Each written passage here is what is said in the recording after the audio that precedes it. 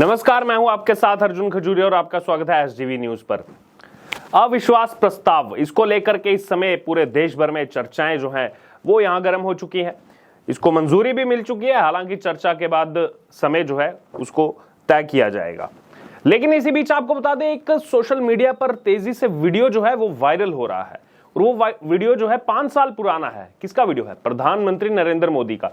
इसी अविश्वास प्रस्ताव को लेकर के भविष्यवाणी की थी पीएम मोदी ने 2018 में कि देखिएगा 2023 में भी अविश्वास प्रस्ताव लाएगा विपक्ष। उस समय भी जो अविश्वास प्रस्ताव लाया गया था उसके जवाब में पीएम मोदी ने कहा था कि आने वाले 5 साल बाद 2023 में भी जो है विपक्ष वो इस अविश्वास प्रस्ताव को लाएगा। यानी कि उस समय भी पीएम मोदी जानते थे कि 2019 में बीजेपी एनडीए की सरकार बनने वाली है और फिर 2024 तक चलेगी और 2023 में दोबारा से विपक्ष जो है वो इस अविश्वास प्रस्ताव को लाने का काम करेगा। तो पीएम मोदी की ये कही हुई भविष्यवाणी कहा जाए या फिर पहले से ही जो उन्होंने कह दिया था कि ये सब जो है कांग्रेस पार्टी करने वाली है, वो एकदम सटीक यहां पर बैठ रहा है। और अविश्वास प्रस्ताव क्यों लाया गया समझ में ही नहीं आ रहा है। आखिरकार क्यों लाया गया है? क्या यहां पर संसद का समय जो है वो वेस्ट करने का प्रयास किया जा रहा है? सीधे तौर पर 272 सांसद चाहिए लोकसभा में। बीजेपी के 300 से ज्यादा है। एनडीए की बात की है तो यह आंकड़ा 329 जाकर के सटीक बैठता है। और अगर विपक्ष की बात की है तो वो 142 पर जो है सीमित बैठ जा रहे हैं। उसके बावजूद ये अविश्वास प्रस्ताव लाया जा रहा है। पहले जो चर्चा के लिए कहा जा रहा था, जब चर्चा के लिए सरकार यहां पर तैयार थी, बार बार कह रही थी कि हम तो तैयार हैं, लेकिन आप हंगामा बंद करेंगे तभी तो चर्चा होगी। सदन का एक नियम है, एक कानून है, उस मुताबिक यहां पर चलना पड़ेगा। उसके बावजूद यहां पर जो विपक्ष के सांसद थे वो लगातार हंगामा करते रहे और वो जो हंगामा करते रहे, इसी के कारण जो है शुरू के 3 दिन जो है वो पूरे तरीके से स्थगित रही संसद। दोनों सदन, चाहे लोकसभा हो चाहे राज्यसभा हो, दोनों स्थगित रहे। और बार बार देश के गृह मंत्री अमित शाह ने भी कहा मैं तो तैयार हूं दोनों सदनों में इसको लेकर चर्चा करने को, लेकिन ये हंगामा बंद करेंगे, सुनेंगे तभी तो यहां पर चर्चा होगी, तभी तो विचार विमर्श होगा। और अब देखिए, अब कुछ नया पैंतरा ये लेकर के आ गया विश्वास प्रस्ताव, क्योंकि समय तो खराब करना है। कम दिन है, 31 बिल हैं, कैसे पास हो ना हो, आखिरकार देश की संसद में किस लिए भेजा जाता है? और अविश्वास प्रस्ताव या तो ऐसा बहुत बड़ा तबका हो जो सरकार के विद्रोह में चला गया हो, सरकार का ही, ऐसा भी कुछ देखने को नहीं मिल रहा है। ये अविश्वास प्रस्ताव लाना ये बिल्कुल समझ से परे है। और वाईएसआर कांग्रेस पार्टी, उनकी भी प्रतिक्रिया इस पर आ रही है। वाईएसआर कांग्रेस पार्टी यानी कि वो अभी ना एनडीए गठबंधन में है, ना ही अभी विपक्ष के साथ है। उनका यह कहना है कि जब सब कुछ ठीक चल रहा है, क्या जरूरत है यहां पर ये अविश्वास प्रस्ताव को लाने की। बहरहाल अब ये चाहते हैं, लेकर के आए। इसी बीच सोनिया गांधी ने भी संजय सिंह से मुलाकात की है।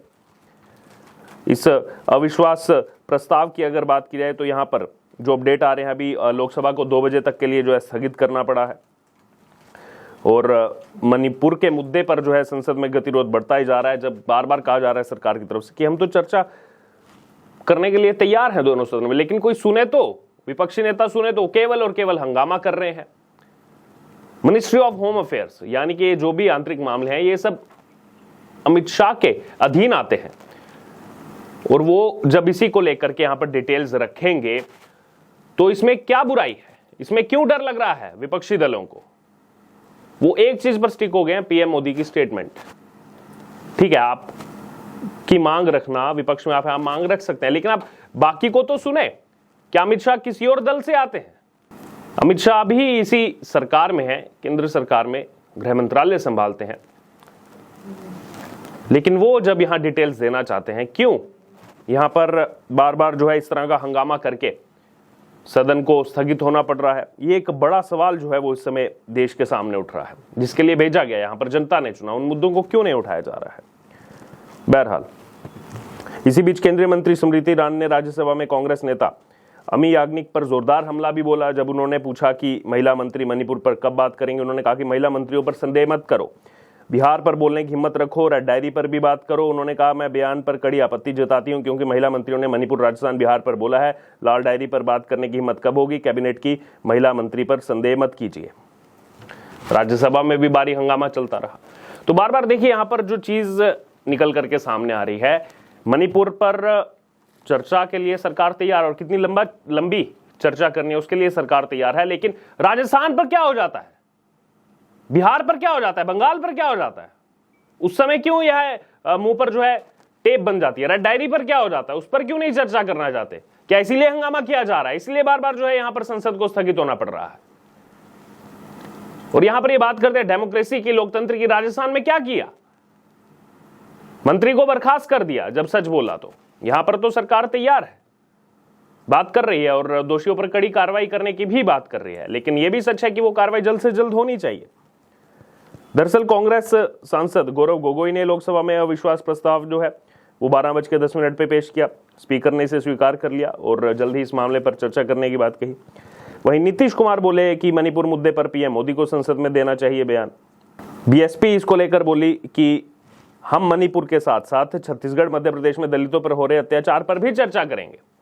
बीएसपी की बात को क्यों नहीं आगे फिर बढ़ाया जा रहा? बीएसपी करी जहां जहां भी हो रहा है। छत्तीसगढ़ की उन्होंने बात की। छत्तीसगढ़ में किसकी सरकार है? कांग्रेस की सरकार है। कुछ महीनों बाद चुनाव है, वहां पर जो दलितों के साथ अत्याचार हो रहा है उस पर क्यों नहीं बात करना चाहते ये कांग्रेस पार्टी, जो अपने आपको सो कॉल्ड यहां पर बड़ा चढ़ाकर दिखाते हैं कि हम ही जो है इनके संरक्षक हैं, हम ही इन्हीं के लिए बात करेंगे? वो क्यों गायब हो जाते हैं छत्तीसगढ़ के मुद्दे पर?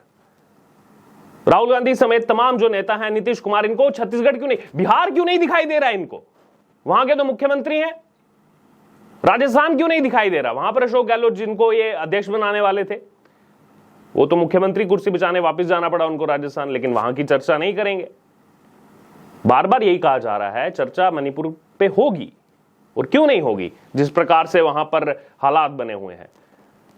तो इसका यह मतलब नहीं है कि राजस्थान पर चर्चा नहीं होगी, बिहार पर नहीं होगी। बहरहाल बीएसपी का इस पर कहना है कि हमारे लिए देश और नागरिक पहले हैं, हम चर्चा में हिस्सा लेंगे, मणिपुर के बारे में हर बात पर विस्तार से चर्चा करेंगे। हम पहले भी मांग कर चुके हैं कि वहां का मुख्यमंत्री बदले, लेकिन हम राजस्थान पर भी चर्चा करना चाहेंगे, जहां पर दलितों और पिछड़ों के साथ बलात्कार हुआ है। यहां पर राजस्थान का नाम लिया गया बीएसपी सांसद मलूक नागर की तरफ से।